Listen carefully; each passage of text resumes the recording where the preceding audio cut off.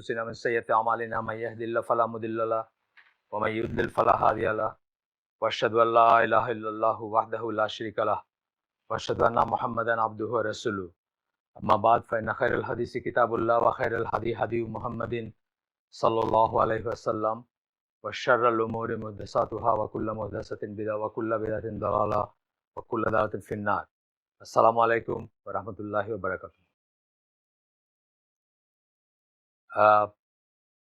আমরা মুর্শিদা সিদ্দিকের আয়োজনে এই প্রোগ্রামটাতে ইসলামিক বিলিভস বলে একটা বই ধরে পড়তেছিলাম। সেটারই একটা চ্যাপ্টারে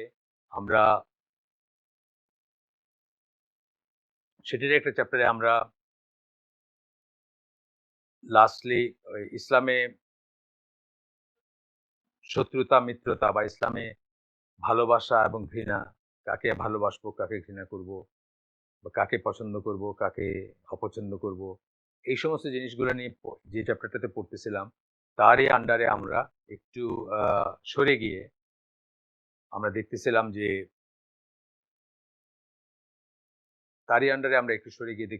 যে একটা ছোট্ট বুকলেট ধরে আমরা পড়তেছিলাম, যে বুকলেটটার নাম হচ্ছে আল ওয়ালা ওয়াল বারা ফিল ইসলাম অথবা আল ওয়ালা অ্যান্ড আল বারা ইন ইসলাম। এটা ডক্টর সালেহ আল ফৌজানের লেখা একটা আপনার বুকলেটই বলবো, ছোট্ট একটা বুকলেট, যেখানে উনি প্রথমে কিছু জেনারেল জিনিস ডিসকাস করার পরে একটা জায়গায় এসে বলতেছিলেন যে 10টা আলামত যে আপনি অবিশ্বাসীদের বা কাফেরদেরকে ভালোবাসেন, এটার 10টা আলামত টেবুলেট করছেন উনি। তার ভিতরে আমরা কয়েকটা পড়ছি। এই বইটা উনি এভাবে সাজিয়েছেন যে প্রথমে কিছু জেনারেল আলোচনা করছেন, তারপরে 10টা আলামতের কথা আলোচনা করছেন যেগুলো দিয়ে বোঝা যাবে যে আপনার কাফেরদের প্রতি বা মুশরিকদের প্রতি বা অবিশ্বাসের প্রতি সেই ভালোবাসা আছে যেটা আল্লাহ আপনাকে নিষেধ করছেন বা আল্লাহ আপনাকে বারণ করছেন, যেটা থাকা উচিত ছিল না। আর তারপরে আবার 10টা আলামত দিচ্ছেন যে আপনার ভিতরে মুমিনদের প্রতি সেই ভালোবাসা আছে বা মুসলিমদের প্রতি সেই ভালোবাসা আছে যেটা আল্লাহ পছন্দ করেন। তারপরে মানে যে বিন্যাস তার, সেখানে লাস্টে উনি বলছেন যে আবার একটা আলোচনা করছেন যেখানে 3টে ক্যাটাগরিতে সমস্ত মানবকুলকে বিভক্ত করছেন। একটা হচ্ছে যাদের প্রতি আপনার কমপ্লিট ভালোবাসা থাকবে উইদাউট এনি হেট্রেড। তারপরে দ্বিতীয়টা হচ্ছে যাদের প্রতি আপনার শুধুই হেট্রেড থাকবে কিন্তু কোনো ভালোবাসা থাকবে না। আর তৃতীয় ক্যাটাগরিতে হচ্ছে যে এমন কিছু মানুষ বা এমন জনগণ বা জনসমষ্টি যাদের প্রতি আপনার কিছু জিনিসের জন্য ভালোবাসা থাকবে এবং কিছু জিনিসের জন্য ঘৃণা থাকবে অথবা অপছন্দ করবে না। প্রথম আমরা যেই প্রথম ভাগ আজকে যে আলোচনা বললাম, যে প্রথম যে অংশটা ধরে আমরা পড়তেছিলাম সেটা ছিল যে আপনার the following are the signs which point out al-wala and bara, like and dislike. তার ভিতরে আমরা পড়তেছিলাম ফার্স্ট সাইন্স আর ব্র্যাকেটে indications of loving the non believers, অর্থাৎ ইন্ডিকেশন বা সাইন্স যে আপনি অবিশ্বাসের প্রতি আপনার ওই ভালোবাসা আছে যে ভালোবাসা থাকার কথা ছিল না, যে ভালোবাসা থাকা উচিত ছিল না। সেখানে 1 নাম্বারটা আমরা পড়ছি, যে পয়েন্টটা বলতেছি। 1 নাম্বারটা ছিল যে তাদেরকে কাপড়ে চোপড়ে বেশভূষা এবং আপনার কি বলে বক্তব্যে তাদেরকে অনুকরণ করা। 2 নাম্বারটা ছিল তাদের দেশে বসবাস করা, আমরা শেষ করছি সেটা। 3 নাম্বারটা ছিল এগুলো হচ্ছে এমন ভালোবাসা কাফেরদের প্রতি বা এমন আপনার আনুগত্য অথবা এমন অনুরাগ যাই বলেন যেটা থাকা উচিত না, যেটা কাফেরদের প্রতি থাকা উচিত ছিল না আপনার, সেটা। 3 নাম্বারটা হচ্ছে travelling to their land for vacation, তাদের দেশে ছুটি কাটাতে যাওয়া। তারপরে 4 নাম্বারটা ছিল তাদেরকে মুসলমানদের এগেনস্টে তাদেরকে সাহায্য করা, কোনো যুদ্ধে বা এটা ইমান বিনষ্টকারী বা ইসলাম বিনষ্টকারী বিষয়ে আমরা বলছি। ৫ নাম্বারটা ছিল এটা এখানে আমরা পড়ছিলাম। ডিটেইলস পড়ছিলাম অনেকটুকু। আজকে একটু টাচ করে তারপরে ৬ নাম্বারে চলে যাব। ৫ নাম্বারটা ছিল যে তাদেরকে কনসালটেন্ট, তাদেরকে তাদের সাহায্য চাওয়া, তাদেরকে কনসালটেন্ট বা উপদেষ্টা নিয়োগ করা তাদেরকে এবং হাই ম্যানেজমেন্ট পজিশনে বা ব্যবস্থাপনার উচ্চ আসনে তাদেরকে করা, অধিষ্ঠিত করা, যেখানে অ্যাসাইন করা তাদেরকে, যেখানে which will give them access to confidential matters of Muslim, যেটা তাদেরকে মুসলিমদের কনফিডেন্সিয়াল ম্যাটার যেগুলা জানা উচিত না কাফেরদের, মুশরিকদের, সেগুলোতে অ্যাক্সেস দিবে। সেটার আন্ডারে আমরা দলিল পড়ছি সূরা আলে ইমরানের ১১৮, ১১৯, ১২০ নাম্বার আয়াত এবং তার পরবর্তীতে আরেকটা ছোট্ট ঘটনা দিছেন এই লেখক মানে ডক্টর সালেহ আল ফওজান, একটা হাদিস বা একটা ঘটনা দিছেন, যে ঘটনা থেকে আপনার আমরা বুঝবো যে জিনিসটা পছন্দ মানে যে জিনিসটা অপছন্দনীয়, যে আমরা তাদেরকে তাদের সাহায্য চাইবো বা তাদেরকে কনফিডেন্সিয়াল কোনো জিনিস জানাবো বা কোনো একটা ক্লোজ ইসে রাখবো। এটা হচ্ছে মুসলিমের হাদিস, যেখানে আল্লাহ রসুল সাল্লাল্লাহু আলাইহি ওয়াসাল্লাম বদর যুদ্ধের জন্য যাচ্ছিলেন এবং একজন কাফের এসে তাকে ফলো করতে করতে তাকে ধরে ফেললেন, মানে পিছন থেকে এসে তার কাছে আসলেন, এসে বললেন যে I wanted to follow you and fight with you, আমি তোমার সাথে যাইতে চাই, তোমার সাথে থাকতে চাই এবং তোমার সাথে যুদ্ধ করতে চাই।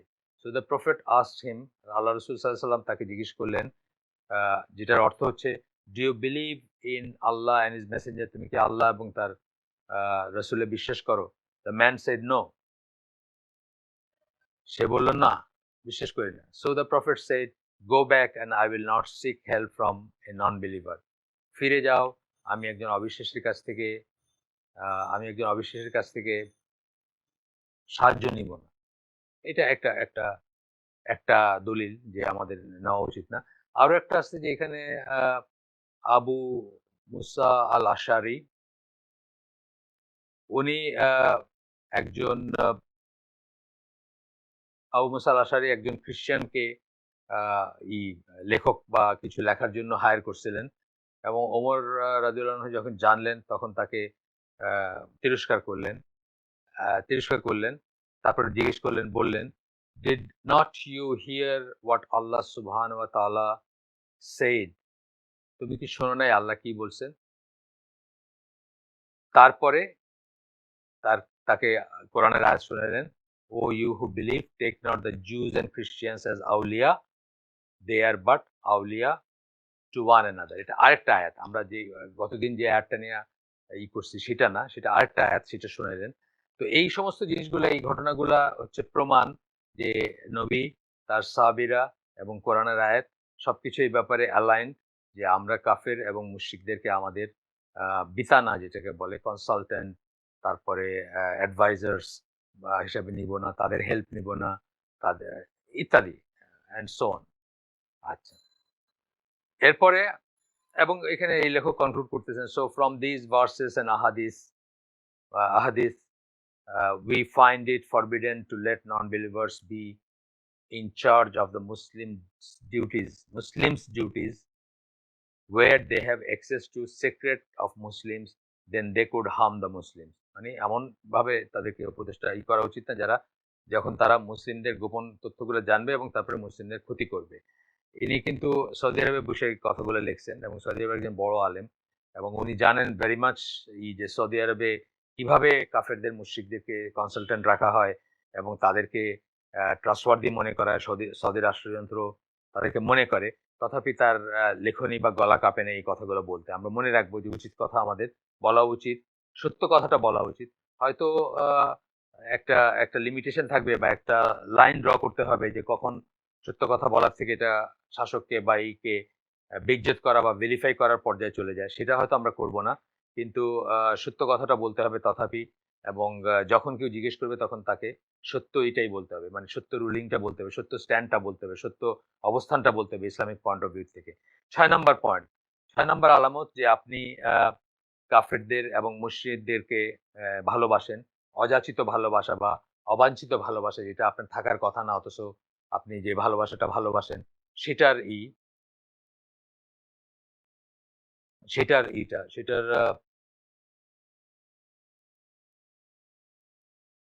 আচ্ছা, সেটার আপনারা আলামতের ভিতর ৬ নাম্বার যেটা সেটা হচ্ছে using their date calendar as it represents their religion, marking the birth of Jesus in remembers of in remembrance of Jesus birthday. তাদের ক্যালেন্ডারই করা। যে ক্যালেন্ডারের সাথে কি?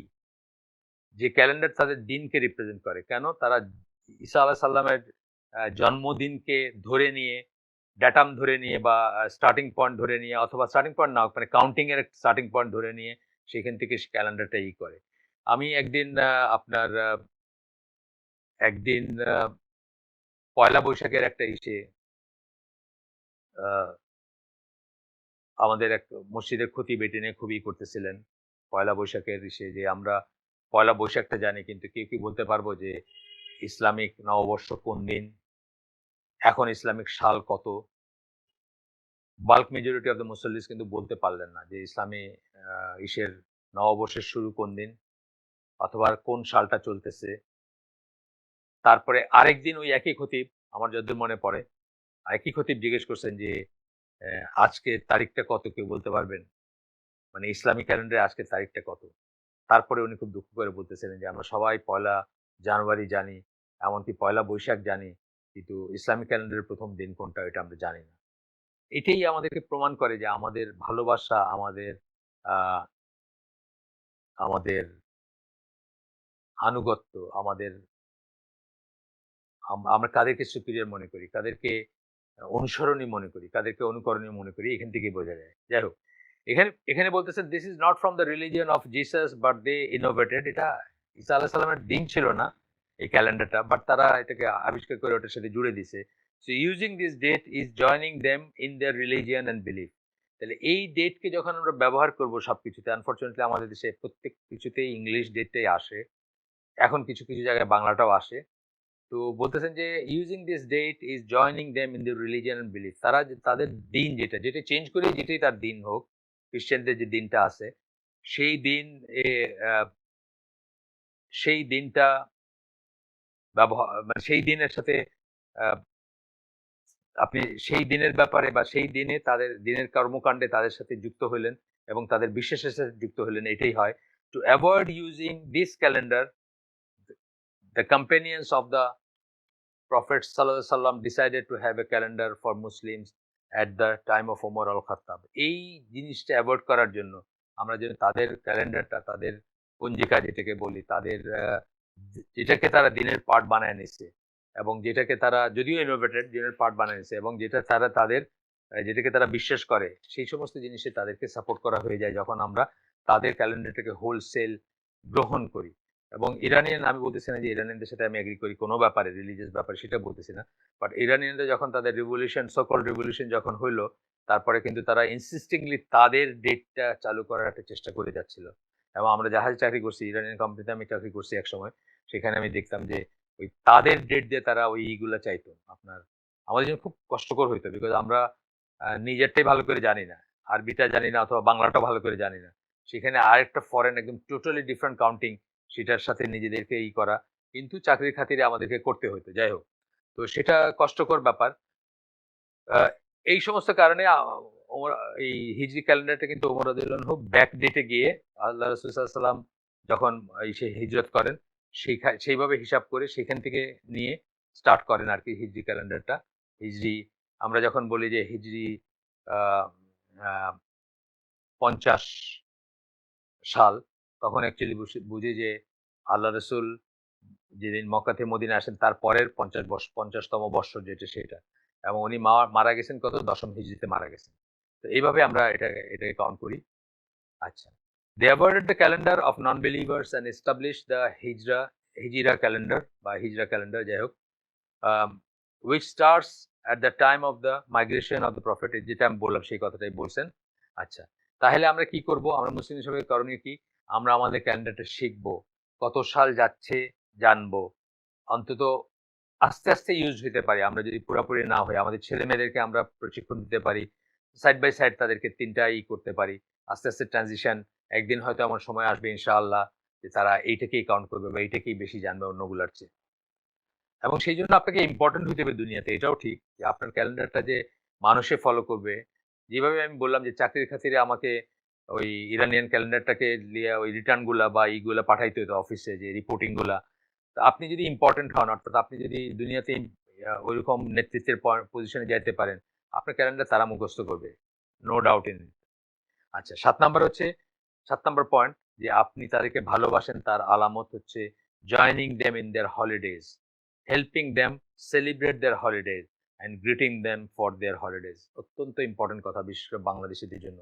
বাংলাদেশিরা মনে করে তারা ক্রিসমাস পালন করতে পারে, তারা দুর্গাপূজা যেতে পারে, মণ্ডপে যেতে পারে, গান বাজনা করতে পারে, মিষ্টি দই খাইতে পারে, মেয়েদের সাথে আড্ডা ইয়ার্কি মারতে পারে, বা যে সমস্ত জিনিস চলে আর কি একটা উৎসবকে ঘিরে সবকিছুতে অংশগ্রহণ করতে পারে। তাদের এই কথাগুলা ভালো করে শোনা উচিত। কারণ আমাদের দেশে অলমোস্ট আমাদের উপর চাপায় দেওয়া হচ্ছে যে দুর্গাপূজায় গেলে কোনো সমস্যা নেই, বা ক্রিসমাসের সেলিব্রেশনে গেলে কোনো সমস্যা নেই।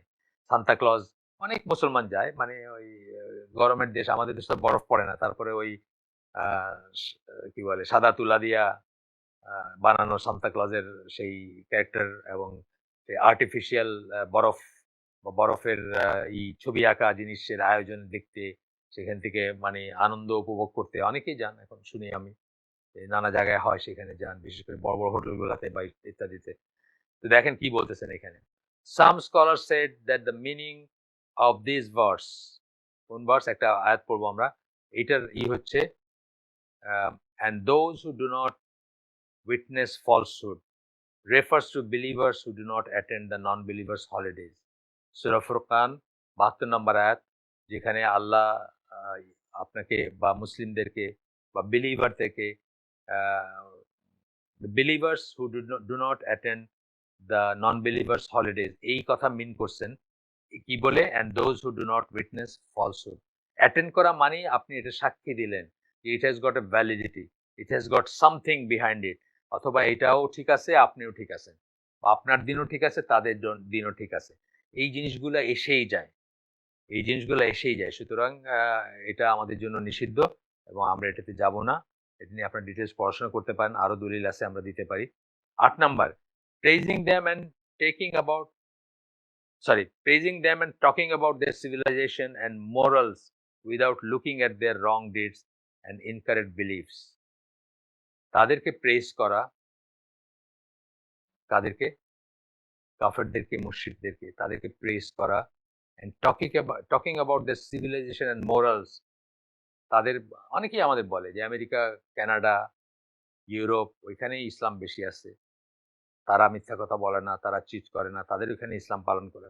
এই কথাটাই বলতেছেন এখানে, যে তাদের সিভিলাইজেশন এবং তাদের মোরালস আপনি প্রেজ করলেন without looking at their wrong dates and incorrect beliefs, তাদের খারাপ কাজগুলোতে না দেখে বা তাদের ইনকারেক্ট বিলিফস যেগুলো, বিশ্বাসগুলো, সেগুলোর দিকে দৃষ্টিপাত না করে তাদেরকে আপনি প্রেজ করলেন।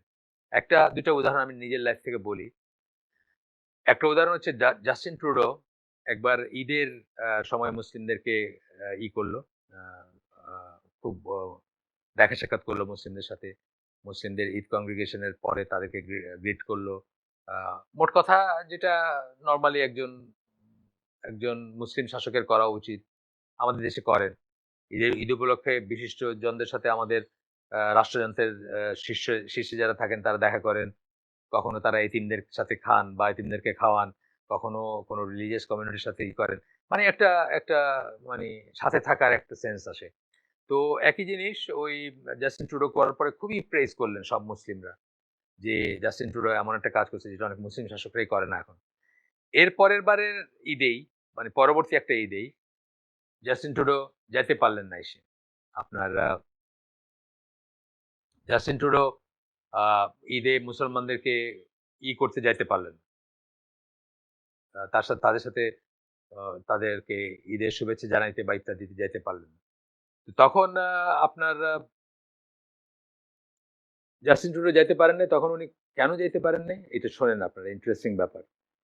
আমরা যখন প্রেস করি যে কানাডায় মুসলিমরা কত ভালো আছে, কানাডা মুসলিমরা ইচ্ছামতো দিন পালন করতে পারে, আমরা তার অন্য সাইডটা দেখি না। এই কথাটা এখানে বলছেন যে তারা যে কুফরের উপর, শিরকের উপরে, জিনার উপরে, বা তারা যে এথিস্ট, বা তারা যে একজন হিজড়া, একজন লেসবিয়ান এবং একজন মুসলিমকে একই চোখে দেখে, কাল্টিশ একটা পয়েন্ট অফ ভিউ থেকে দেখে, সেটা কিন্তু আমরা অনেক সময় খেয়াল করি না বা মিস করি। তো আহ, কি করলেন উনি, এলজিবিটির একটা প্যারেডে বা একটা ইসে যাওয়ার জন্য উনি ইসে যেতে পারেন নাই, মুসলিমদের সাথে ওই ঈদ সেলিব্রেশনে বা ঈদ গ্রিটিং বিনিময় করতে পারেন, বাট উনি ওইখানে দেখাইছেন যে না যেতে পারলে কি উনি মুসলিমদেরকে তথাপি করতেছেন। তো কি দেখালেন উনি, যে উনি প্যান্টটাও ট্রাউজারের এন্ডটা একটু উঁচা করে দেখালেন, যে উনি 7 রঙের মোজা পরছেন, যে রেনবো কালার, যেটাকে এলজিবিটির কালার বলা হয়, লেসবিয়ান, গে, বাইসেক্সুয়াল অ্যান্ড ট্রান্সসেক্সুয়ালসদের দেখা হয়, মানে চিহ্ন হিসাবে দেখা হয়, বা সিম্বলিজম বলতে পারেন আপনারা, বা সিম্বল হিসাবে এই করে 7 রঙের মোজা পরছেন। ওর একটা জায়গাতে, মোজার ভিতরে এক জায়গাতে চাঁদ তারা দেওয়া এবং ঈদ মোবারক লেখা আছে। মানে উনি যাইতে পারেন নাই, তাতে কি হয়েছে, উনি মুসলিমদের সাথেই আছেন।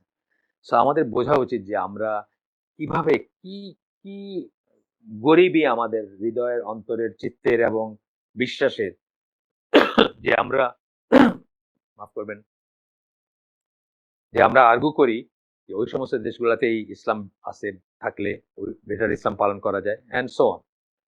এখানে আহ, এবং আমি আগে আপনাদেরকে বলছি যে কুফর বা শিরক হচ্ছে এমন একটা ব্যাপার যে সমস্ত ভালো কাজকে নষ্ট করে দেয়। যে কোনো একটা দেশ, ব্যক্তি হোক, সমাজ হোক, পরিবার হোক, জাতি হোক, দেশ হোক, তার সবকিছু নষ্ট হয়ে যায় যখন সে কুফর বা শিরকের উপর থাকে। জাতি যদি কুফর বা শিরকে এন্ডোর্স করে, সেটাই যদি তাদের জাতীয় পরিচয় হয়, তাহলে আর কোনো ভালো কোনো মিনিং নেই। একইভাবে তৌহিদ, শিরকের বা কুফরের উল্টা জিনিসটা কি? তৌহিদ।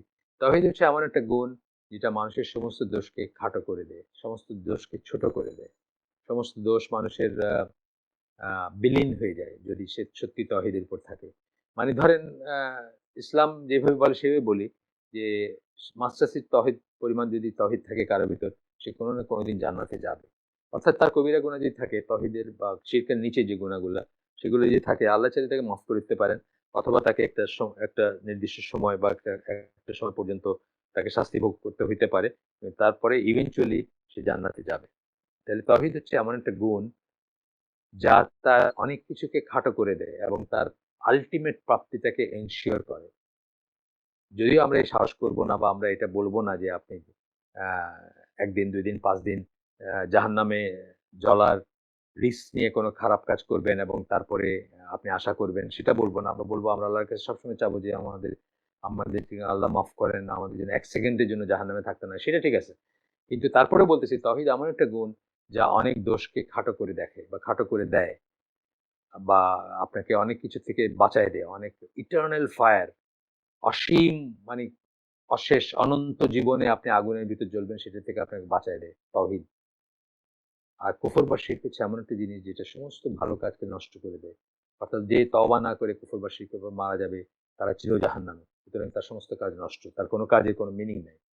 এখানে আল্লাহ বলতেছেন, সূরা তাহা 131 নম্বর আয়াত, and strain not your eyes in longing for the things we have given for enjoyment to various groups of them, ব্র্যাকেটে, polytheists and disbelievers in the oneness of Allah.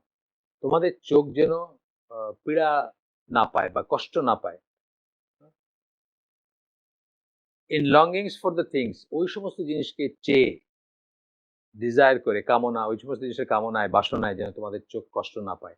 অর্থাৎ তোমাদের চোখ কাটায় না, যেন একটা কিছু দেখে যেন তোমাদের লোভ না লাগে, বা তোমাদের যেন আফসোস না লাগে যে ইস, আল্লাহ ওদেরকে এটা দিচ্ছেন, আমাদেরকে দেন নাই। We have given for enjoyment to various groups of them, কাফেরদেরকে অনেক গ্রুপকে, যেগুলো আমরা এনজয়মেন্টের জন্য দিছি, হ্যাঁ, যারা তহিদে বিশ্বাস করে না তাদেরকে। The Splendor of the life of this world that we may test them, এই জীবনের অনেক অনেক দিছি, মানে ঐশ্বর্য দিছি, যেন আমরা তাদেরকে পরীক্ষা করতে পারি। আপনাকে যে আল্লাহ প্রাথমিকভাবে একটা মুসলিম ফ্যামিলিতে জন্ম দিচ্ছেন, এটার জন্য সুক্রিয়া করা উচিত যে অনেক বড় একটা টেস্ট থেকে আপনি বেঁচে গেছেন।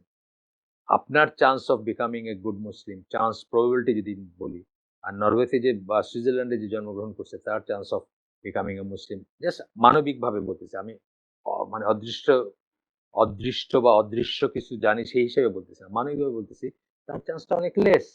কারণ তার মনে, তাকে আল্লাহ এমন ঐশ্বর্য দিচ্ছেন, এত সুন্দর সুইজারল্যান্ডের ল্যান্ডস্কেপ দিচ্ছেন, তাকে হাই ইনকাম দিচ্ছেন, তার মনে আল্লাহর এটা আসাটা খুব unlikely.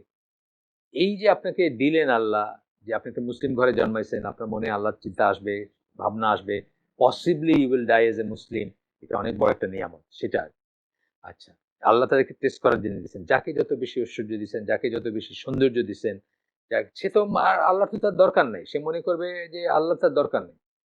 But the provisions sorry but the provision of your Lord is better and more lasting. এই প্রভিশন বলে ব্র্যাকেটে দিচ্ছেন good reward in the here after. Provision যখন এইভাবে বলেন তখন বোঝা যায় যে আখিরাতের যে যে আজর, যে রিওয়ার্ড, যে প্লেজার, যে শান্তি, যে জান্নাতের প্রবেশের যেই ব্লিস গুলা, সেগুলা দিচ্ছেন আপনাকে। But the provision of your Lord is better and more lasting. Lord is better তো অবশ্যই, আর লাস্টিং মানে কি? ইটার্নাল, আর তো মৃত্যু নাই, অনন্ত জীবন, সেই হিসাবে বলতেছেন। তারপরে বলতেছেন this this does not mean that Muslims are not allowed to be strong by learning from them commercial manufacturing or industrialization and military planning. এর মানে এইটা না যে তাদের কাছ থেকে আমরা কমার্শিয়াল জিনিসগুলা, ইন্ডাস্ট্রিয়ালাইজেশনের জিনিসগুলা অথবা মিলিটারি প্ল্যানিং এর জিনিসগুলো শিখতে পারবো না, তা না। তার কারণ হচ্ছে এম্পিরিক্যাল জিনিস এগুলা। এম্পিরিক্যাল জিনিস তো রিলিজিয়াস ব্যাপার না। হ্যাঁ, প্র্যাকটিক্যাল সায়েন্স, প্র্যাকটিক্যাল অ্যাপ্লিকেশন যেগুলা, অ্যাপ্লিকেবল জিনিস যেগুলা আমরা তাদের কাছে শিখি, তারাও আমাদের কাছে শিখে। দেয়ার আর মেনি থিংস যেটা আমরা তাদের কাছে নিছি মুসলিমরা, তারা আমাদের কাছে নিছি, এমন অনেক জিনিস পাবেন আপনারা। মানে অনেক পাবেন। যে বাংলাদেশ থেকে আমি বলতেছি, বাংলাদেশে একটা ব্যাপার আছে, একটা একটা আবিষ্কার যেটা সারা দুনিয়া প্রতিদিন সেটার সুফল ভোগ করে, কিন্তু এটা অরিজিনালি বাংলাদেশে শুরু এটা। সেটা হচ্ছে চিনি।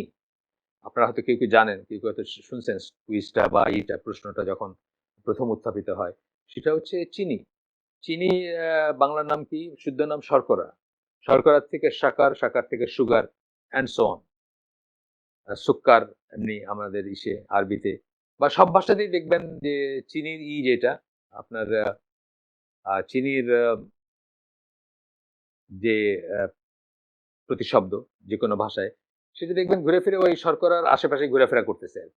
এই জিনিসটা আমরা বাংলাদেশিরা উদ্ভাবন করছিলাম। বাংলাদেশ বলতে বাংলা যেটাকে আমরা বলি, উদ্ভাবন করছিলাম কোনো কোনো একটা সময় অতীতে। সারা দুনিয়া সেটাতে বেনিফিটেড হচ্ছে, এম্পিরিক্যাল জিনিস, কোনো সমস্যা নাই। সিমিলারলি তাদেরও কোনো এম্পিরিক্যাল জিনিসে শিখতে বা সেটা অ্যাপ্লাই করতে আমাদের সমস্যা নাই, প্রোভাইডেড সেটা কোনো রিলিজিয়াস না রাখে, ইম্পোর্ট না থাকে সেটা, বা কোনো রিলিজিয়াস ব্যাপার না থাকে সেটা, বা সেটা তাদের বিশ্বাস বা তাদের অবিশ্বাস যেটাই বলি আমরা, অথবা তাদের ভ্রান্ত বিশ্বাসের সাথে যুক্ত না হয়, কোনো সমস্যা নাই। আচ্ছা, এরপরে এইখানে যেমন বলতেছেন, এটা একটা দলিল হিসাবে বলতেছেন, make ready against them all you can of power, মানে মিলিটারি আর্সেনাল বা অস্ত্রশস্ত্রের ব্যাপারে বলতেছেন, কাফেরদের এগেইনস্টে আমরা যেন রেডি করি যতটুকু আমরা পারি। এই একটা আমি যে অনেক সময় বলি হালাকাগুলোতে যে এই একটা জিনিসে আসলে তাদের সাথে আমরা কম্পিট করতে পারি, আমাদের কোনো কম্পিটের কোনো ফিল্ড নাই। এই একটা ফিল্ড হচ্ছে এক্সেপশন। তাদের সাথে আর কিছুতে আমরা কম্পিট করতে পারি না, কারণ কম্পিট করতে হয় কি? সৎ কাজে। সৎ কাজে কম্পিট করা যায়, অসৎ কাজে কম্পিট করা, আর কোনো কাজে কম্পিট করা যায় না।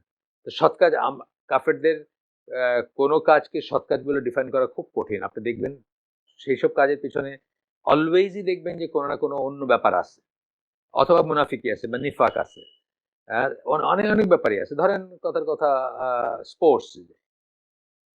স্পোর্টসে যাই বা আপনার অ্যাথলেটিক্সে যাই। স্পোর্টস অ্যাথলেটিক্স কোথেকে আসছে? শরীর প্রদর্শন থেকে আসছে, বেসিক্যালি যৌনতার থেকে এটার উদ্ভব। শুনতে আপনার যেমনই লাগুক, হ্যাঁ কিছু আছে যেমন জিমন্যাস্টিক্স, আর্চারি, তীর ছোড়া, অথবা ফিজিক্যাল ফিটনেসের জন্য যেটা, এগুলো ইসলাম অ্যাকনোলেজ করে।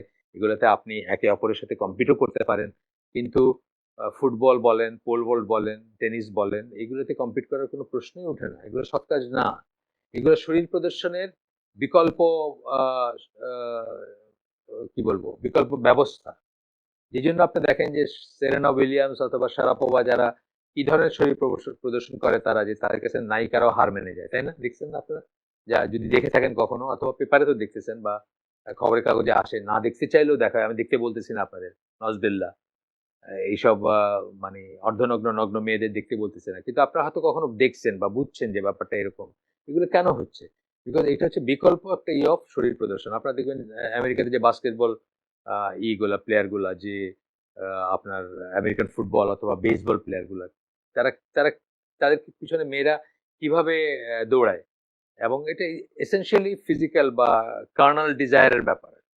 হ্যাঁ, মাংসাস কি বলে, কার্নাল, রক্ত মাংস অথবা কি বলবো, মাংস সোজা কথা, ফ্লেশ, মাংসের ডিজায়ার, মানে রক্ত মাংস, ফ্লেশ বা পেশি বা শারীরিক মাংস।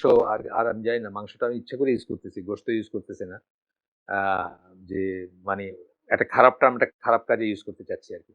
সেটার ব্যাপার আর কি, ফ্লেশ যেটাকে আমরা বলি। স্পোর্টস গুলা ইন জেনারেল বেশিরভাগই দেখবেন তাই। এই জন্য দেখবেন যে যারা মানে এইসবে ভালো করে বা এইসবে যারা করে, তাদেরকে কিভাবে ট্রিট করা হয়, তাদের পিছে কারা ঘুরে, তারা ব্যভিচারে কিভাবে লিপ্ত হয়, তারা অবিচারে কিভাবে লিপ্ত হয়, তাদেরকে পূজা করা হয় অ্যান্ড সো অন। সব শরীরই ব্যাপার আর কি, সোজা কথা। যাই হোক, কিন্তু আর্মস বা আর্মামেন্টস, মিলিটারি আর্সেনালস, সেগুলো আমরা অ্যাচিভ করতে চেষ্টা করব এবং সেগুলোতে কম্পিট করব তাদের সাথে, সেটা আল্লাহ বলতেছেন। আর বাকি সৎ কাজে কম্পিট করতে পারি, কিন্তু অন্য কিছুতে আমরা তাদেরকে কম্পিট করবো না তাদের সাথে। হ্যাঁ, এম্পিরিক্যাল জিনিসগুলো নিতে পারি আমরা, যেটা বলি এখানে একটা গিভ অ্যান্ড টেক চলে, ঠিক আছে। এটা এই টাইপের, যে আমাদের দেশ থেকে পাট আমদানি করে, আমরা তাদের থেকে স্টিল আমদানি করলাম, এই ধরনের চোখে দেখবো আমরা সেটা। কিন্তু বিলিফের সাথে যেগুলো জড়িত আছে, যেমন স্পোর্টসের কথা যেটা বললাম, মাংস, ওই মানে শরীর প্রদর্শন বা কি বলবো, কার্নাল ডিজায়ার যেটাকে বললাম, শরীরী সুখের থেকে যেটার উদ্ভব, যেটার উৎস, যে শরীর সুখ, সেটার পিছনে আমরা দৌড়াবো না, সেটা তাদের কাছে আমরা নিব না, সেটাতে কোনো গিভ অ্যান্ড টেক নাই, ঠিক আছে। কিন্তু অ্যাট দ্য সেম টাইম বলতেছে, ধরেন মিলিটারি আর্সেনাল অথবা একটা টেকনোলজিক্যাল জিনিস, হ্যাঁ সেটা নিতে পারি আমরা, তারাও আমাদের কাছে নিচ্ছে, আমরা তাদের কাছে নিতে পারি। আচ্ছা, এরপরে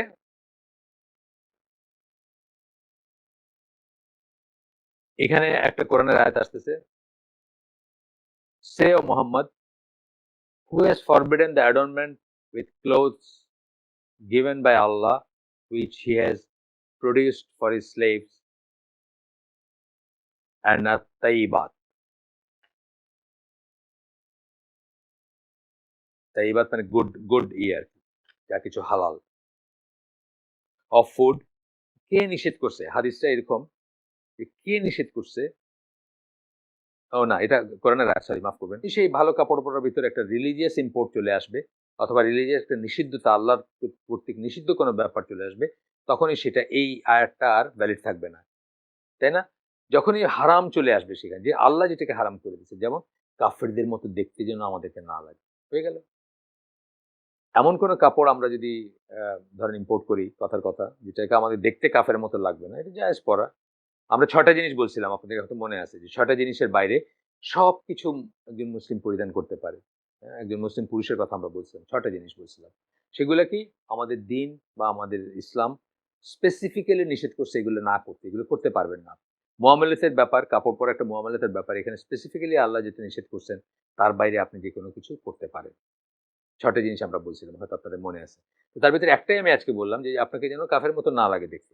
এমন কোনো কাপড় বা এমন কোনো মানে পোশাক পরিচ্ছদ আপনি পরবেন না, যেটাতে আপনাকে দেখলে ইনস্ট্যান্টলি কাফের মনে হবে।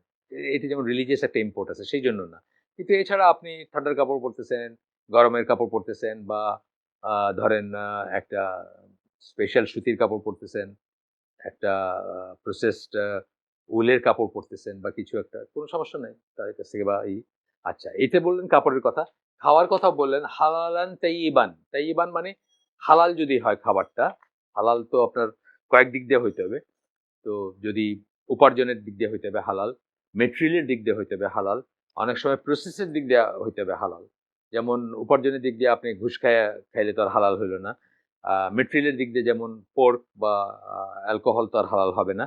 আবার প্রসেসের দিক দিয়ে, অর্থাৎ সঠিক পদ্ধতিতে সেটা জবে করার জিনিস যদি হয়, যে গোশত জবে করে খাইতে হয়, সেটা সঠিক পদ্ধতিতে জবে করা হইতে হবে।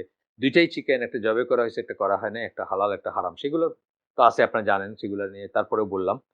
দে আর ইন, তারপরে বলতেছেন, they are in the life of this world for those who believe, and exclusively for them believers on the day of resurrection.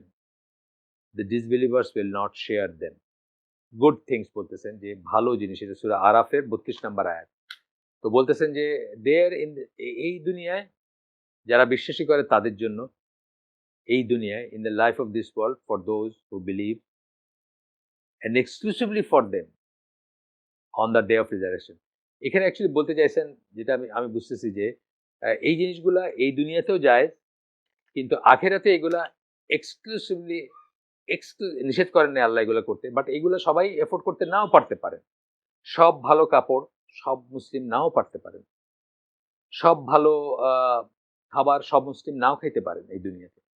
তাইলে এই দুনিয়াতে এগুলা নিষেধ করেন নাই আল্লাহ, এগুলো ওপেন, কিন্তু আখেরাতে এগুলা কেবলই এক্সক্লুসিভলি ফর দ্য বিলিভার, শুধুমাত্র মুমিনদের জন্য, বিশ্বাসীদের জন্য। ডিসবিলিভার্স উইল, ব্যাকেটে বলতেছে, the disbelievers will not share them, কাফেরদের কোনো শেয়ার থাকবে না সেখানে। আচ্ছা, এরপরে আসতেছে কোরআনের আরেকটা আয়াত বলতেছেন, সূরা জাসিয়া 13 নম্বর আয়াতে আল্লাহ বলতেছেন, and has subjected to you all that is in the heavens and all that is in the earth. এটা খুব ইম্পর্টেন্ট একটা আয়াত। কেন? একটা কারেক্ট বুঝের জন্য। এই মহাবিশ্বে যা কিছু আছে, একটা ধূলিকণা থেকে একটা তারা, হ্যাঁ, সবকিছু আপনার জন্য, আপনার জন্য আল্লাহ আপনার সেবায় নিয়োজিত করছেন। It is all a favour and kindness from Allah. সবকিছু আপনার জন্য একটা ফেভার এবং কাইন্ডনেস আল্লাহর তরফ থেকে। All that is in the heavens and all that is in the earth. কিভাবে এটা এক্সপ্লেনেশনের ব্যাপার আমি বলছি, অনেকে বলছি যে একটা ধূলিকণা আপনি ক্রিয়েট করতে পারেন না ফ্রম নাথিং, আল্লাহ করছেন আপনার জন্য। অনেক কটা ধূলিকণা নিয়ে আইদার আপনি যে বালু দিয়ে ঘর বানান, যে সিমেন্ট দিয়ে ঘর বানান, অথবা আপনার ডেজার্টের ধুলি, যে মানে কি বলবো, মানে বিস্তর যে ধূলিকণা বা ইসের সমস্যা সেটা, অথবা ধূলিকণা ইন এ সেন্স যে মাটির যদি একটা পার্টিকেল ধরি আমি, একটা পাহাড়ও কিন্তু সেটি দিয়েই গঠিত। এই পৃথিবীর সমস্ত মাটি সেটি দিয়েই গঠিত। আপনি এটা ক্রিয়েট করতে পারেন না, কোনো মানুষ ক্রিয়েট করতে পারে না, কেউ ক্রিয়েট করতে পারে না ফ্রম নাথিং। আল্লাহ ক্রিয়েট করছেন এবং আপনার সেবায় এটাকে নিয়োজিত করছেন, অর্থাৎ আপনার কাজে লাগার জন্য। এইটারও একটা পারপাস আছে, এটা পারপাসলেস না। আর উপরে আকাশের দিকে তাকান, একটা স্টার, একটা গ্যালাক্সি, একটা ব্ল্যাক হোল, যা দেখেন আপনি, সবকিছুর, এই মহাবিশ্ব টিকে থাকার জন্য সবকিছুর একটা আছে, রোল আছে, এবং সেই রোল প্লে করে সে আসলে আপনারই সেবায় নিয়োজিত। আর আপনাকে কেন সৃষ্টি করছেন? কেবলমাত্র আল্লাহর ইবাদত করার জন্য। এটা একটা বুঝের ব্যাপার, এই জন্য স্পেশালি একটু বললাম। আমরা যেটা বুঝি যে প্রতিটি জিনিস, কোনো একটা জিনিস ইউজলেস না, প্রতিটি জিনিস আল্লাহর নিয়ামত, প্রতিটি জিনিস আল্লাহ সৃষ্টি করছেন, আমরা কেউ সৃষ্টি করতে পারি না। প্রতিটি জিনিস আপনার সুযোগ সুবিধা, শান্তি প্রশান্তি, আয়েশ আরামের জন্য নিয়োজিত, এবং আপনাকে আল্লাহ সৃষ্টি করছেন শুধুমাত্র তার ইবাদত করার জন্য। এটা একটা কারেক্ট অ্যালাইনমেন্ট এই ব্যাপারগুলোর সাথে। আচ্ছা, এরপরে আরেকটা আয়াত আসতেছে, he it is who created for you all that is on earth. দুনিয়াতে যা কিছু আছে সবকিছু আল্লাহ আপনার জন্য সৃষ্টি করছেন। সূরা বাকারা 29 নম্বর আয়াত। আচ্ছা, গেল এটা। এই অংশটা শেষ করে বলতেন, so it is Muslims duties to be the first to take advantage of this benefits. অর্থাৎ এই আর্থলি বেনিফিট, এম্পিরিক্যাল জিনিস যেগুলা, এগুলো মুসলিমদের ডিউটি, এগুলোর থেকে বেনিফিট নেওয়া। কিসের জন্য বেনিফিট নেবেন? লাক্সারির জন্য, অপচয়ের জন্য না, জাতি গঠনের জন্য, মাথা উঁচু করে দাঁড়ানোর জন্য, ইন্ডিপেন্ডেন্ট হওয়ার জন্য, আত্মনির্ভর হওয়ার জন্য, এবং আল্লাহর জমিনে আল্লাহর আইনকে সুপ্রিম করার জন্য মুসলিম জাতি যে মাথা উঁচু করে দাঁড়ানোর দরকার, সেই কাজে ব্যবহার করবেন। আপনার সাহাবীদের লাইফ দেখলেই বুঝবেন যে তারা, ওসমান রাদিয়াল্লাহু আনহু যেমন ঐশ্বর্যের কোনো শেষ ছিল না বলতে গেলে, আল্লাহ তাকে অফুরন্ত দিয়েছিলেন, কিন্তু উনি নিজের লাইফটা কি ছিল? একেবারে সিম্পল একজন দরবেশের মতো একটা লাইফ ছিল। বাকিটা কার জন্য ছিল? উম্মার জন্য ছিল, মুসলিম উম্মার জন্য ছিল, কমিউনিটির জন্য ছিল। আজও আমরা তাকাইলে দেখি যে তার নামের প্রপার্টি মদিনায় আছে, যেখান থেকে ওয়াকফ হিসাবে ওটা, তার নামে অ্যাকাউন্ট আছে বা আছে, সেই ওয়াকফ স্টেট হিসাবে আছে, হোটেল আছে বোধহয় একটা, বা এই ধরনের কিছু। কয়েকদিন আগে আসছিল খবরে, সেটা এখনো কিন্তু মাল্টিপ্লাই করে যাচ্ছে এবং মুসলিম উম্মার কাজে লাগতেছে, ওয়াকফ যেহেতু প্রপার্টি বা আচ্ছা, 8টা চলে গেছে আমাদের পয়েন্ট, যে 8টা প্রমাণ করে যে আপনি আপনার কাফেরদের প্রতি সেই ভালোবাসা আছে, যেই ভালোবাসা আপনার থাকার কথা ছিল না। এই লাস্ট পয়েন্টটা কিসের আন্ডার রাখলো? প্রেজ করার ব্যাপারে আসলো, তাদের সিভিলাইজেশন এবং তাদের মোরালস, তাদের ভুল এইগুলা না পয়েন্ট আউট করে তারপরে সেটার অনুসিদ্ধান্তে বললেন তবে যেগুলো রিলিজিয়াস ইম্পোর্ট নাই সেই রকমের এম্পিরিক্যাল ভালো জিনিস বা প্রায়োগিক ভালো জিনিস যদি থাকে সেটা আমরা নিতে পারি বা সেটা এক্সচেঞ্জ করতে পারি। আমি বললাম যে সেটা গিভ অ্যান্ড টেক অনেক আগের থেকে আছে বা সেটা থাকতে পারে এখনো। 9 number, naming children by their names in lieu of the name of the Muslims fathers, mothers, grandparents and the names used in the Muslims community. Usually Islamic ট্র্যাডিশনটা কি? বাবার নাম অমুক বিন অমুক না, অথবা অমুক বিন অমুক বিন অমুক এভাবে আসে না? তাহলে দাদা বাবা পূর্বপুরুষের নাম থেকে নাম নিয়ে বা তার সাথে যুক্ত করে নাম রাখাটা হলো ইসলামিক ট্র্যাডিশন, আরব ট্র্যাডিশন এবং ইসলামিক ট্র্যাডিশন। তারপর বলতেছেন যে তা না করে বা মুসলিম কমিউনিটি যেসব নাম ইউজ করে, মুসলিম কমিউনিটি কি ধরনের নাম ইউজ করে? ইন্ডো পাক বাংলাদেশে হচ্ছে ইউজুয়ালি দেখবেন আপনি মোহাম্মদ নামটা খুব আসবে ঘুরে ফিরে। আমরা রিয়েলাইজও করি না যে মোহাম্মদ একটা ফার্স্ট নেম, কিন্তু আসলে আমরা মনে করি এটা একটা লকব বা এটা একটা টাইটেল মার্কা হয়ে গেছে। মোহাম্মদ এনামুল হক, আমার নাম কি আসলে এনামুল হক, আগে দিয়ে মোহাম্মদ লাগানো, কিন্তু অ্যাকচুয়ালি নাম রাখার রীতি অনুযায়ী কি আমার নাম আসলে মোহাম্মদ, ফার্স্ট নেমটা মোহাম্মদ। যে কোনো আরবকে যদি আপনি বলেন মোহাম্মদ এনামুল হক আমার নাম, তাহলে সে বুঝবে যে আমার নাম মোহাম্মদ এবং আমার বাবার নাম হচ্ছে এনামুল হক। ইউজুয়ালি বুঝবে মোহাম্মদ বিন এনামুল হক, বিনটা বলতেছে না, এরকম ভাবে বুঝবে। আরো কিছু আছে, যেমন ধরেন আহ একজন মহিলার নাম, ধরেন ফর এক্সাম্পল আয়েশা রহমান, এটা রং নেম, ভুল নেম, ভুল নাম। তার নাম হওয়া উচিত ছিল কি আয়েশা আব্দুর রহমান। তার বাবার নাম হয়তো আব্দুর রহমান অথবা আরো কিছু একটা রহমান, মিজানুর রহমান ধরে, তো ওনার নামটা হওয়া উচিত ছিল কি আয়েশা মিজানুর রহমান। তাইলে কি বুঝতো এরা, বা আয়েশা আব্দুর রহমান, তাহলে আরবরা কি বুঝতো যে আয়েশা হচ্ছে তার নাম, আব্দুর রহমান হচ্ছে তার বাবার নাম। আমি একবার ইজিপ্টে গেছিলাম ওই জিয়াউর রহমানের সময়, তো যখনই বলছে বাংলাদেশে ও জিয়া আব্দুর রহমান, মানে আব্দুর রহমান আব্দুরটা তারা লাগায় নিছে, কারণ জিয়াউর রহমান তারা মনে করতেছে যে এটা ঠিক ওইরকম হইলো না। তো জিয়া আব্দুর রহমান, হ্যাঁ জিয়া আব্দুর রহমান হইলে কেমন জানি তার কাছে মনে হচ্ছে যদিও জিয়া রহমানের মিনিং হয়, কিন্তু ধরেন আশির রহমানের কোনো মিনিং হয় না। আশির রহমানের মিনিং কি বল, কোনো মিনিং নেই। রহমান আল্লাহর একটা নাম, আর রহমান এবং রহমান আমরা আপনাদের বলছি যে এই নামটা কোনো অবস্থাতেই মানুষের নাম হইতে পারে না, ডিমিনিটিভ সেন্সে হইতে পারে না। সুতরাং আয়েশা রহমান নামটা তো ভুল, আয়েশা আয়েশা আব্দুর রহমান হওয়া উচিত ছিল, অথবা আয়েশা সামথিং রহমান, আয়েশা যেগুলা নামের পিছিয়ে রহমান দিয়ে আমাদের দেশে লিখছে সেগুলো লিখলেও কিন্তু একটা তারপর একটা মিনিং থাকতো, কিন্তু আয়েশা রহমান নামটা কোনো মিনিং হয় না। আচ্ছা গেল। তা বলতেছেন যে যে সমস্ত নামগুলো মুসলিমরা মুসলিম কমিউনিটি রাখে, কি রকম নাম রাখে মুসলিম কমিউনিটি ট্র্যাডিশনালি, কি রাখে Muslim community traditionally? Abdullah, Abdur Rahman এই ধরনের নাম রাখতো, অথবা একটা নাম রাখতো তার সাথে বাবার নাম দিয়ে, একটা নাম রাখতো তার সাথে বাবার নাম, যেমন অথবা ফ্যামিলির নাম, সাদ আল গামিদি, সাদ উনি কি গামিদি গোত্রের, ওনার নাম সাদ, ধরেন কথার কথা। আব্দুল আজিজ ইবিন সৌদ, সৌদের ছেলে উনি, ওনার নাম আব্দুল আজিজ, উনি সৌদের ছেলে। এইগুলো ছিল ট্র্যাডিশনাল মুসলিম নেম। তা না রেখে টমি, জিমি এই মার্কার নাম রাখা, বা সূর্য, ধ্রুব, বা এই মার্কার নাম যেগুলা ট্র্যাডিশনালি হিন্দুদের নাম বা ট্র্যাডিশনালি খ্রিস্টানদের নাম বা ট্র্যাডিশনালি অমুসলিমদের নাম, সেগুলো এই করা। আল্লাহ রাসূল সাল্লাম একটা হাদিসে বলেন, the best names to আল্লাহ আর আল্লাহর কাছে সবচেয়ে ভালো নাম হচ্ছে কোনগুলা, বলতেছেন আব্দুল্লাহ এন্ড আব্দুর রহমান।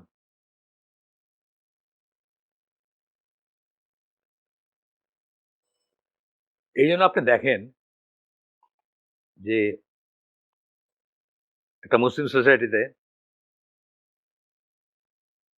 সালাফদের ভিতরে আব্দুল্লাহর ছড়াছড়ি, কত আব্দুল্লাহ, আব্দুল্লাহ এবং আব্দুর রহমানের ছড়াছড়ি দেখবেন। এখন আলহামদুলিল্লাহ আবার আমরা এমন একটা ফেজে ঢুকতেছি, যারা প্র্যাকটিসিং মুসলিম তাদের অনেকেই এই নামগুলো আবার রাখতেছেন, আলহামদুলিল্লাহ রাখতেছেন বা ফিল করতেছেন যে রাখা দরকার। Because of imitating their names, new generation of Muslims have strange names. তাদের ইমিটেট করার জন্যই নতুন জেনারেশন মুসলমানদের স্ট্রেঞ্জ সব নাম। তাহলে কি দাঁড়ালো, আপনি যদি কাফেরদের নাম রাখেন যেগুলো মানে ট্র্যাডিশনালি কাফেরদের মুশরিকদের নাম, তাহলে বুঝতে হবে যে আপনি তাদের প্রতি আপনার সেই ভালোবাসা আছে যেটা আল্লাহ নিষিদ্ধ করছেন বা যেটা থাকা আপনার উচিত ছিল না, সেটা আছে। এখানে একটু বলার ব্যাপার আছে, যদি কোনো নাম এমন হয় যেটার কোনো রিলিজিয়াস ইম্পোর্ট নাই, রিলিজিয়াস ব্যাপার নেই, কিন্তু ল্যাঙ্গুয়েজ বা আশপাশের কমিউনিটিতে এটা রাখা হয়। যেমন সিলেটে দেখবেন পটল পাবেন আপনি মানুষের নাম, ডাক নাম বলতেছে, nickname দিয়ে। আসল নাম না, পটল পাবেন মানুষের। এই পটল নামটা সে ল্যাঙ্গুয়েজ থেকে বা আশপাশে রাখা হয়েছে। আলু পাবেন মানুষের নাম, পাতা পাবেন মেয়েদের নাম, সিলেটে কথা বলতেছে। ট্র্যাডিশনালি আসছে, হিন্দুদের থেকে আসেনি, কোনো রিলিজিয়াস ইম্পোর্ট নেই। এটা হয়তো বা জায়েজ হতে পারে, তবে উত্তম না নিশ্চয়ই। উত্তম হবে এমন নাম যেটা সাহাবীদের ছিল, মেয়েদের কথা বলতেছি, যদি উম্মুল মুমিনিনদের ছিল বা ওই সময়কার মহিলা সাহাবীদের ছিল, সেগুলো অবশ্যই উত্তম নাম। আমরা খেয়াল করব জিনিসটা। 10 number, seeking forgiveness and mercy from Allah for them. তাদের জন্য যদি তাদের মৃত্যুর পরে আল্লাহর কাছে ক্ষমা চান, দয়া চান, আল্লাহর করুণা চান, as this is টেন্টামাউন্ট two loving them. এটা অর্থ দাঁড়াচ্ছে আপনি তাদেরকে ভালোবাসা যাকে বলে সেই ভালোবাসার সমান। অ্যান্ড অ্যাগ্রিং উইথ দেম, এবং তাদের সাথে অ্যাগ্রি করতেছেন আপনি তাদের সাথে একমত। যখন কেউ মারা গেল আপনি তার সাথে, যখন তার জন্য কাফের কেউ যদি মারা যায়, সে আপনার বাবা হইতে পারে, আপনার ছেলে হইতে পারে, তার জন্য যদি আপনি আল্লাহর কাছে ক্ষমা চান, তাহলে কি দাঁড়াইলো? তাকে ভালোবাসা। কারণ একজন কাফের ছেলে হইলেও তাকে আপনি ভালোবাসতে পারেন না, এটাই হচ্ছে কথা।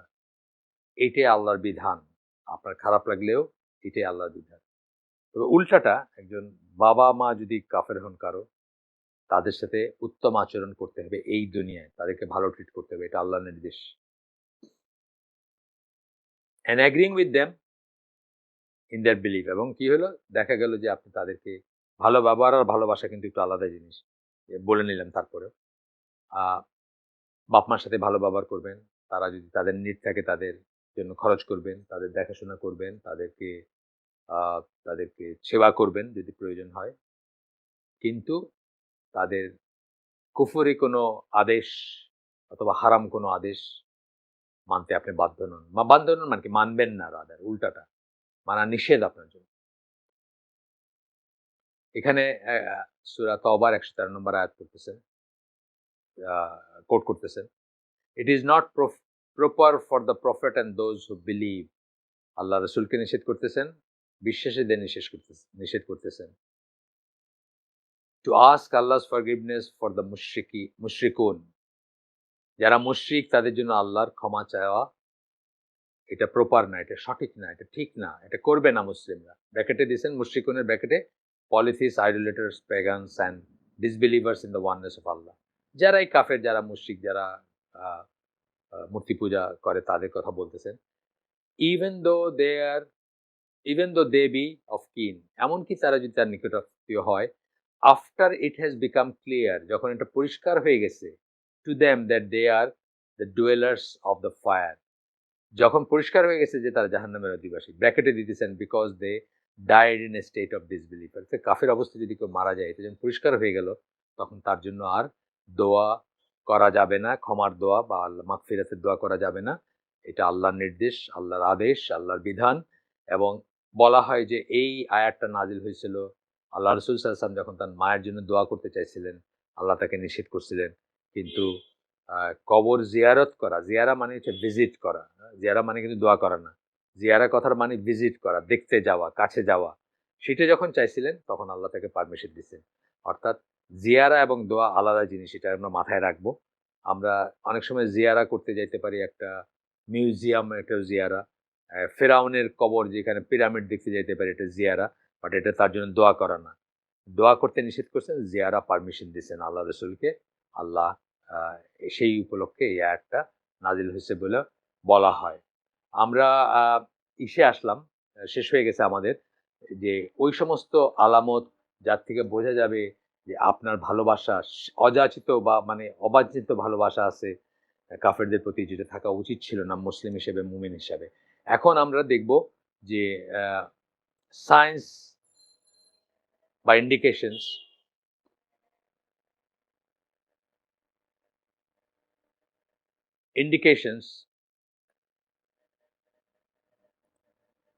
of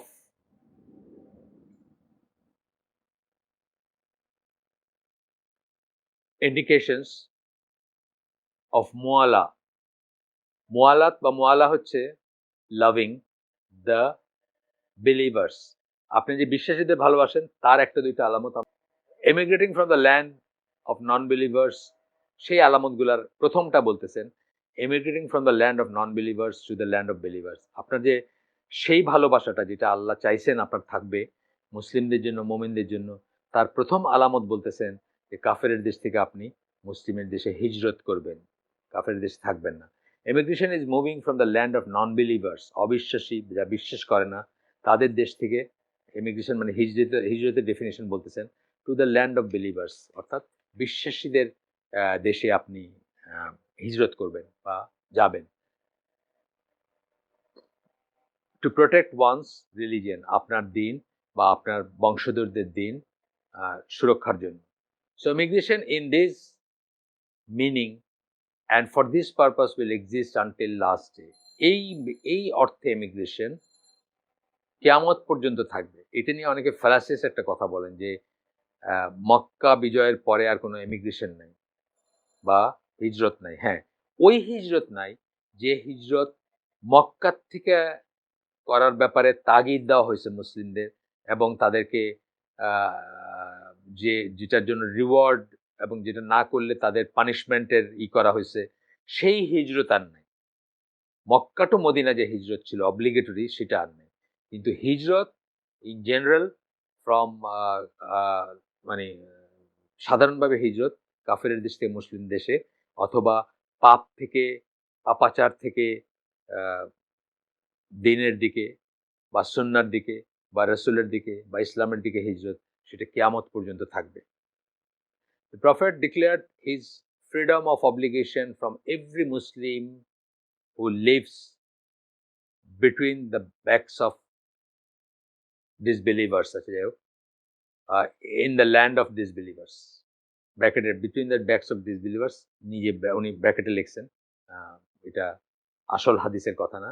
তো আসল হাদিসের কথাতে বলছেন আল্লাহ রাসূল সাল্লাল্লাহু আলাইহি ওয়াসাল্লাম ডিক্লেয়ার্ড ইজ ফ্রিডম, মানে আমি তাদের থেকে মুক্ত যারা কাফেরদের দেশে থাকে, কাফেরদের ভূমিতে থাকে। আজকালকার ইসে যেটা কানাডা, নর্থ আমেরিকার দেশগুলা, কানাডা, আমেরিকা অথবা ইউরোপের দেশগুলা হবে, সবকটাই এই ক্যাটাগরিতে পড়বে। So it is forbidden for any Muslim to live in the land of disbelievers. আবার বলতেছেন, এটা কিন্তু আগে বলছেন, আবার বলতেছেন, জিনিসটা সিরিয়াস দেখে আবার বলতেছেন, এই ক্লজের আন্ডারে বলতেছেন যে এটা নিষিদ্ধ যে মুসলিমরা কাফেরদের দেশে থাকবে। Unless he cannot emigrate from it or there are benefits from his living in the land of disbelievers such as preaching of Islam. যদি না সেটা একটা বেনিফিট থাকে, benefits from his living in the land of such as, যেমন আপনি ইসলাম preach করতেছেন, আপনি দায়ী, সেই হিসাবে বলতেছেন। আমরা আগেই পড়ছি দাওয়াতি কাজে যাওয়া যায়, বাট সেটারও কোশ্চেন আছে, প্রিকশন আছে, যাই হোক। তো আলমাটি আল্লাহ বলে ওই দুইটা আয়াত আবার কোট করতেছেন, সূরা না একটাই করতেছেন না, দুইটাই করতেছেন। সূরা নিসার 97 নম্বর আয়াত এবং সূরা নিসার 98 নম্বর আয়াত। আপনাদেরকে আমরা আগের দিন বলছিলাম, অন্য একটা ইসের প্রসঙ্গে বলছিলাম, সেই প্রসঙ্গটা ছিল যে আপনি কাফের দেশে থাকা মানে আপনি থাকা মানে আপনি তাদেরকে ভালোবাসেন, এবং তার আন্ডারে আমরা এটা পড়ছিলাম সূরা নিসার 97 এবং 98 নম্বর আয়াত। আজকে আপনি সেখান থেকে মাইগ্রেট করলেন, সেই মাইগ্রেট করাটা যে অব্লিগেটরি, সেটা যে একটা ভালো কাজ, সেটা যে একটা পছন্দনীয় কাজ, সেই আলোচনার শেষে এসে এটা বলতেছেন, ওই দুইটা আয়াতে আবার কোট করতেছেন, যারা উপায় থাকা সত্ত্বেও অহেতুক কাফের দেশে বসবাস করবে তাদেরকে জাহান্নামে নিক্ষেপ করা হবে। এই আয়াতটা এবং তারপরে কারা এটার এক্সেপশন, যারা দুর্বল, যারা পথ খুঁজে পায় না, শিশু এবং বৃদ্ধ, তাদের কথা, সেটাও এখানে বলতেছেন। যে 2 নম্বর পয়েন্টটা পড়ে আমরা আজকে আয়োজন শেষ করে দেব। 2 নম্বর পয়েন্ট, আলামত যে আপনি মুমিনদেরকে বা মুসলিমদেরকে সেই রকম ভালোবাসেন, বা সেই ভালোবাসাটা আছে আপনার ভিতরে যেটা আল্লাহ চান যে আপনার ভিতরে থাকুক, এবং যেটাকে আমরা বলছি আলটিমেট অফ তহিদ। 2 নম্বরটাতে বলতেছেন helping the believers by wealth, lives and word for whatever they need in their life and religion. আপনি বিশ্বাসীদেরকে সাহায্য করবেন কি দিয়ে? সম্পদ দিয়ে, জীবন দিয়ে, কথা দিয়ে। সম্পদ দিয়ে কিভাবে করবেন? টাকা, মিয়ানমার থেকে রিফিউজিরা আসছে, আপনার বিশ্বাসী তারা, তাদেরকে আপনি টাকা দিয়ে সাহায্য করলেন। উচিত ছিল সর্বতোভাবে সাহায্য করা, কিন্তু আপনার ক্ষমতা নাই, আপনি মিলিটারি সাহায্য করেন। কারণ আপনি তো আর স্টেট না, আর স্টেট হইলেও আমাদের স্টেটের সেই নাই, সেই সেই ক্ষমতা নাই, অনেক চিন্তার বিষয় আছে। সুতরাং আপনি আশ্রয় দিচ্ছেন, টাকা দিয়ে করছেন, এটা করলেন। এটা একটা উদাহরণ দিলাম যে কিভাবে ওয়েলথ, লাইফ, আপনি তাদের ঘর বানায় দিয়েছেন, এটা একটা হইতে পারে। তাদের জন্য যুদ্ধ করছেন, সেটাও হইতে পারতো যদি আমাদের দেশ তাদের এগেন্সে যুদ্ধ, মানে বার্মার এগেন্সে যুদ্ধ ডিক্লেয়ার করতে চাইলে। অ্যান্ড ওয়ার্ড, আপনি লেখালেখি করবেন, জাতিসংঘে হোক, ইউএনএইচসিআর এ হোক, অন্য পত্রিকায় হোক, জনমত গঠন করার ব্যাপারে হোক, আপনি লেখালেখি করবেন। এইটাই আর কি, যে তাদেরকে হেল্প করবেন কি দিয়ে? Wealth, lives and word for whatever they need, যা কিছু তাদের দরকার in their life and religion, তাদের জীবনের জন্য এবং তাদের দিনের জন্য যা দরকার সেটা আপনি করবেন। এটার দলিল হিসাবে একটা দিচ্ছেন এখানে, না 2টা আয়াত দিচ্ছেন দলিল হিসাবে। প্রথমটা হচ্ছে the believers man and women are আউলিয়া অফ ওয়ান অ্যানাদার। বিশ্বাসীরা হচ্ছে একে অপরের আউলিয়া, বিশ্বাসী পুরুষ এবং বিশ্বাসী মেয়েরা বা নারীরা। সেটা কি? Helpers, supporters, friends and protectors. আউলিয়া মানে হচ্ছে এটা, একে অপরের জন্য আমরা সেটা। সূরা তওবা ৭১ নম্বর আয়াত। আরো একটা এসে বলতেছেন, আরো একটা আয়াত কোট করছেন, এটা পড়ে আমরা শেষ করে দিচ্ছি। সেটা হচ্ছে সূরা আনফালের ৭২ নম্বর আয়াত, যেখানে আল্লাহ বলতেছেন, but if they seek your help in religion, it is your duty to help them, except against a people with whom you have a treaty of mutual alliance. কারোর সাথে যদি মিউচুয়াল অ্যালায়েন্স থাকতে পারে, মিউচুয়াল অ্যালায়েন্স ধরেন, তা যদি না থাকে, এটা হলো এক্সেপশন। তাছাড়া যে কোনো মানুষের মানে ধরেন যে কোনো দেশে, ধরেন মিয়ানমারের কথা আমি বলি, মিয়ানমারের সাথে আমাদের কোনো মিউচুয়াল ছিল না, কোনো মিউচুয়াল অ্যালায়েন্স ছিল না যে আমরা তাদের বন্ধু, বা সামরিক চুক্তি ছিল না, বা কোনো একটা ছিল না যেটার ব্রিচ হতে যদি আমরা তাদের এগেন্সে যুদ্ধ করতে পারতাম এবং করতাম। সেই ক্ষেত্রে বলতেছেন, but if they seek your help in religion, যদি দিনে তারা তোমাদের সাহায্য চায়, it is your duty to help them, আপনার জন্য অব্লিগেটরি, আপনার জন্য অবশ্য করণীয় তাদেরকে আপনি সাহায্য করবেন। সেই কথাটা আসতেছে। তো আমরা আজকে এখানে শেষ করে দিই। আমরা আগামী দিন এখান থেকে এই করবো। আমি দেখি আমাদের এই যে ডিফিকাল্টিটা আমরা ফেস করলাম আজকে এই অনুষ্ঠানটা নিয়ে, বা এই আয়োজনটা নিয়ে, এটা কেন করলাম আমি একটু দেখবো চেষ্টা করে। আপনারা যদি শুনে থাকেন তাহলে আলহামদুলিল্লাহ, আর যদি বাই চান্স না শুনে থাকেন তাহলে এটা রেকর্ডিং তো পাবেন ইনশাআল্লাহ। আমরা যে শুনলাম তার ভিতরে ভালো কিছু শুনে থাকলে সমস্ত প্রশংসা আল্লাহর, খারাপ কিছু শুনে থাকলে সমস্ত ব্যর্থতা আমার, এবং সেটি শয়তানের তরফ থেকে। আল্লাহ আমাদেরকে তৌফিক দেন যা ভালো শুনলাম তার উপর আমল করার। সুবহানাকা আল্লাহুম্মা বিহামদিকা আশহাদু আল্লা ইলাহা ইল্লা আনতা আস্তাগফিরুকা ওয়া আতুবু ইলাইক। আসসালামু আলাইকুম ওয়া রাহমাতুল্লাহি ওয়া বারাকাতুহু। আজকে কোনো কোয়েশ্চেন নাই, সুতরাং আমরা শেষ করে দিচ্ছি আমাদের আয়োজন। এগেইন আসসালামু আলাইকুম।